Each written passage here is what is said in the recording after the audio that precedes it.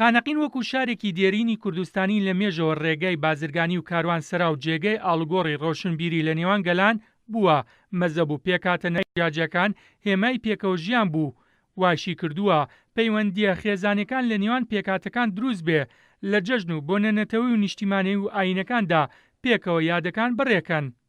شاری خانەقی شارێکی دێرینە، هەر بەر لە زاینەوە تاکو ئەمڕۆ شەر ئاوادان بووە، هەرچەندێک هەندێک جار شۆنگۆڕکەی کردووە نزیک لە ئەڵوان و دوورتر و بەڵام هەرە دەوروبەر ئەڵوەنەوە بووە. بەهۆی ئەم پێگەی جوگرافیەوە جێگەی هاتوچۆی ڕۆشنبیران و بازرگانەکان و بازرگانەکان و ئەوانەی لە ڕۆژهەڵات و ڕۆژاوا هاتنە لەم شوێنەوە تێپەڕ بوونان.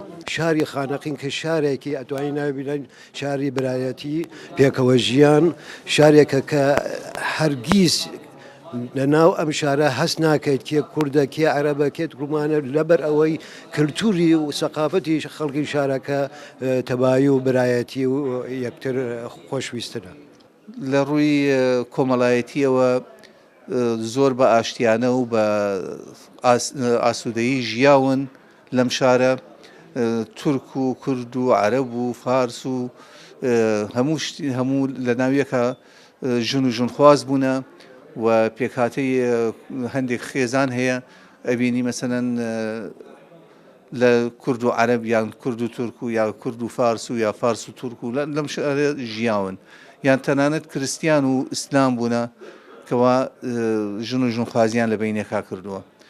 و لەم شارە چەندین شوێن ماوە تا ئیستاکێ، بۆ نمونە کلیساکەی کریستیانەکان لە پاشا کۆپری ماوە تا ئێستا و تەوراتەکە لە پشتی مزگەوتی ناو شاری خانەقین بووە، هەرچەند ئێستا ئەو تەوراتە نەماوە ڕووخاوە و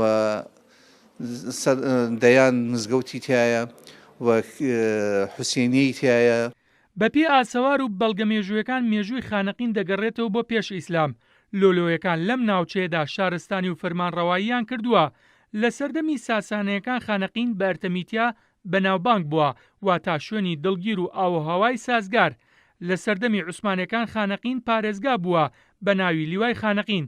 لەگەڵەوەشدا ئەم شارە لەژێر دەسەڵاتی میرنشینیەکانی زەها و بابان بووە، وەک لە توێژینەوەی بیرمەندان و مێژوونووسان هاتووە و بەپێی بەڵگە و ئاسەوارە مێژوویەکان دروستبوونی خانەقین دەگەڕێتەوە بۆ 4000 ساڵ پێش ئێستا. بێستون سەلام، کورتسات نیوز، خانەقین.